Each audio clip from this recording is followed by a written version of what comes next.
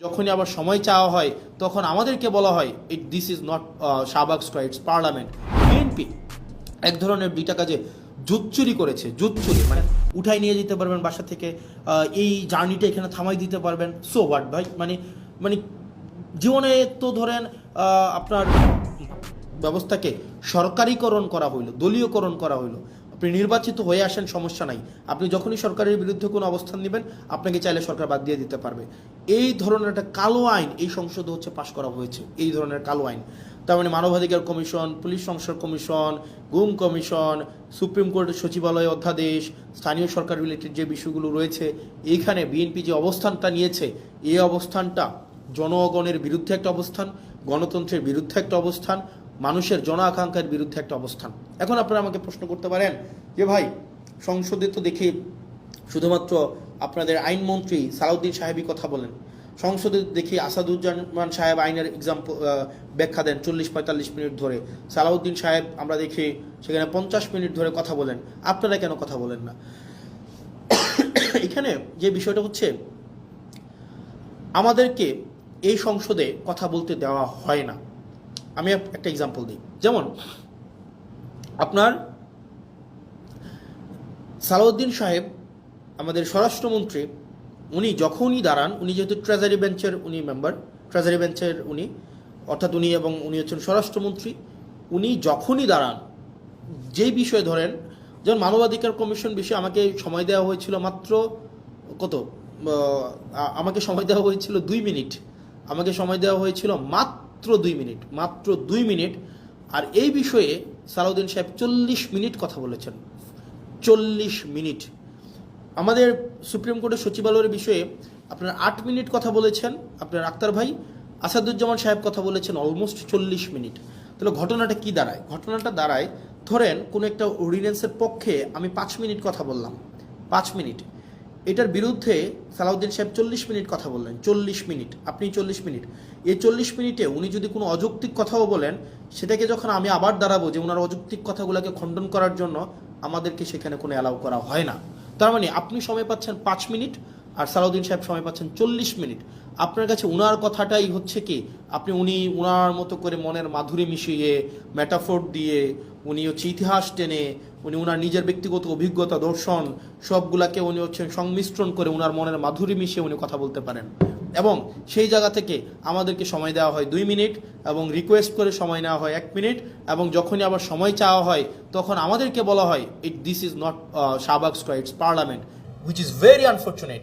কারণ আপনি একই টপিকে আপনার মানবাধিকার কমিশনের বিলের উপরে সালাউদ্দিন সাহেব কথা বলবেন 45 মিনিট, আর সেখানে আমাকে কথা বলতে দিচ্ছেন আপনি 2 মিনিট, আপনি আমাকে 2 মিনিট কথা বলতে দিচ্ছেন। মানে এটা খুবই আনজাস্টিফাইড। যখন এটারই বিরোধিতা আমরা করেছিলাম, যখন এটাই চেয়েছিলাম যে এটার বিরোধিতা হচ্ছে, তখনই হচ্ছে আমাকে বলা হইলো যে this is not Shahbag square, it's parliament. এবং বিএনপি এক ধরনের দুইটা কাজে জুৎচুরি করেছে, জুৎচুরি মানে সিম্পল জুৎচুরি করা। জুৎচুরি করা কি?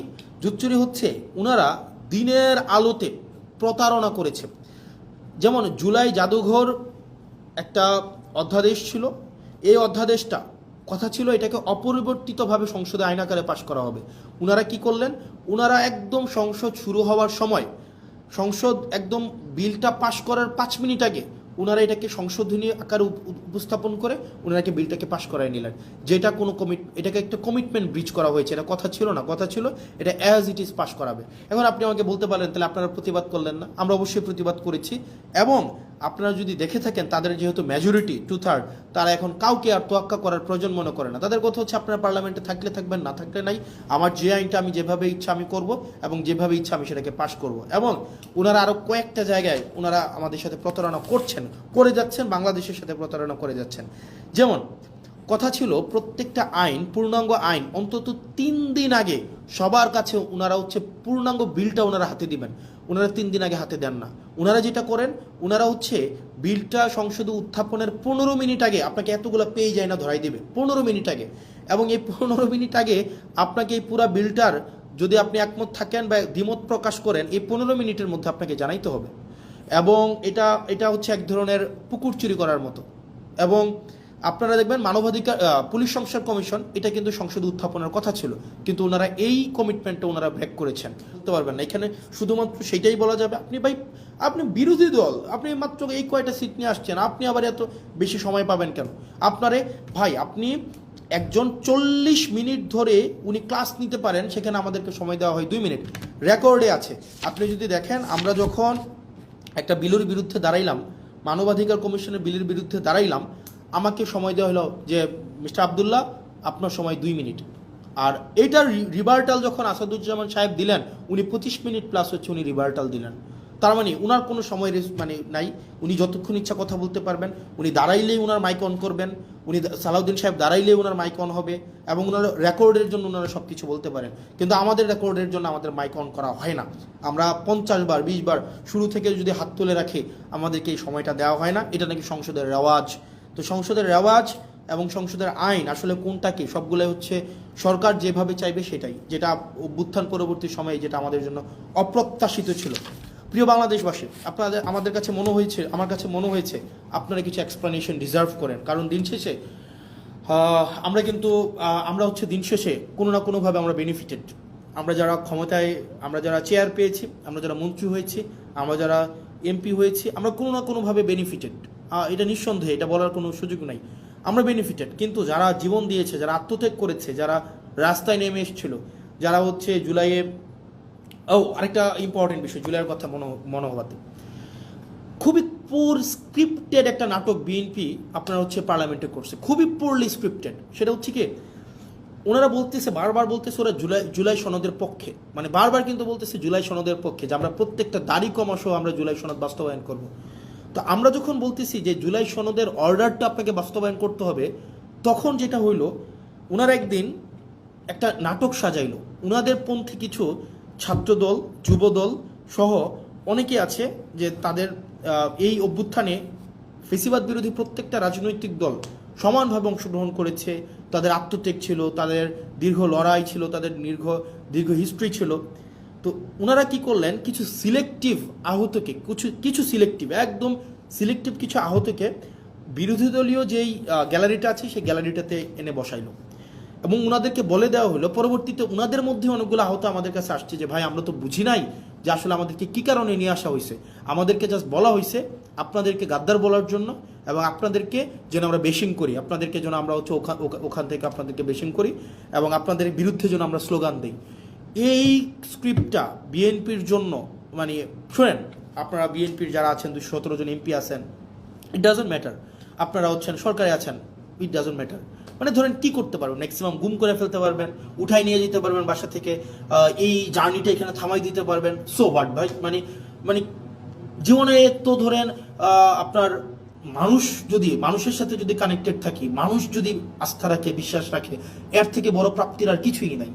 আপনারা ওই দিন যে স্ক্রিপ্টটা সাজাইলেন, আপনারা যে নাটকটা সেদিন সংসদে করলেন, এবং আমরা দেখলাম মাননীয় প্রধানমন্ত্রী প্রত্যেক আহতের সাথে একজন একজন করে কথা বলে আসার পরে ওই আহতরা ওই গ্যালারি থেকে আমাদেরকে বিভিন্নভাবে, ওখানে আপনারা দেখলেন এটা সিন ক্রিয়েট করা হয়েছে, এবং ওনারা আমাদেরকে বিভিন্নভাবে গালাগালি দিলেন।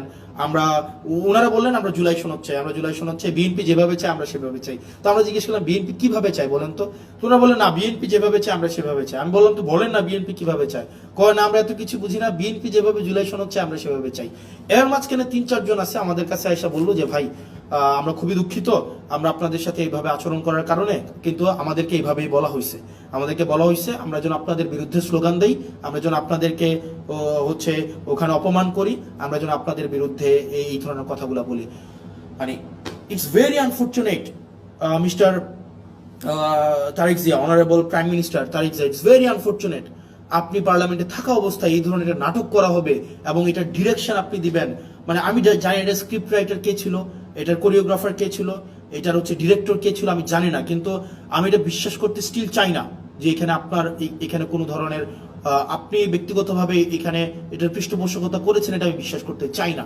কিন্তু এটা যদি হয়ে থাকে, এটা ভেরি আনফর্চুনেট, এটা আপনার জন্য একটা ডিসক্রেডিট। কারণ আপনি এই ধরনের একটা, মানে সংসদে যারা মানে বিএনপি পন্থী জুলাই, জামাতপন্থী জুলাই যোদ্ধা এইভাবে ক্লাসিফিকেশন করবেন এবং তাদেরকে দিয়ে প্রেস কনফারেন্স করিয়ে আমাদের বিরুদ্ধে কথা বলাবেন এবং তারা পরবর্তীতে এসে তারা বুঝবে, তারা স্বীকার করবে যে তাদেরকে ব্যবহার করা হয়েছিল, এর থেকে দুঃখজনক mister Tarek Zia, honourable prime minister, কিছু হইতে পারে না।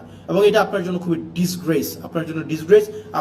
আমি একজন পলিটিশিয়ান, আমি হচ্ছে এই একই সংসদে বসি এবং আমার কাছে মনে হয়েছে লাস্ট 1 মাসের অ্যাক্টিভিটিতে আমাকে অবশ্যই কথা বলতে হবে এবং আপনারা যেই কাজটা করেছেন, আমি জানি না কে এটা স্ক্রিপ্ট রাইটার ছিল, কে এটা ডিরেক্টর ছিল, এটা যদি আপনারা করে থাকেন, এই যে জুলাই যোদ্ধাদের মধ্যে যেই বিভাজন আপনারা করলেন এবং তাদেরকে যেভাবে রাজনৈতিক টুল হিসাবে আপনারা ব্যবহার করলেন, এটা আপনার জন্য এটাতে আপনার লজ্জিত হওয়া উচিত। এবং আমি বিশ্বাস করতে চাই আপনি এই ক্ষেত্রে কোনো ধরনের হচ্ছে আপনার নিজস্ব কনসেন্ট ছিল না। আর আপনাকে যারা বুঝিয়েছে, এই স্ক্রিপ্ট রাইটার যারা ছিল, ডিরেক্টর যারা ছিল, তারা আপনাকে বিপদে ফেলবে।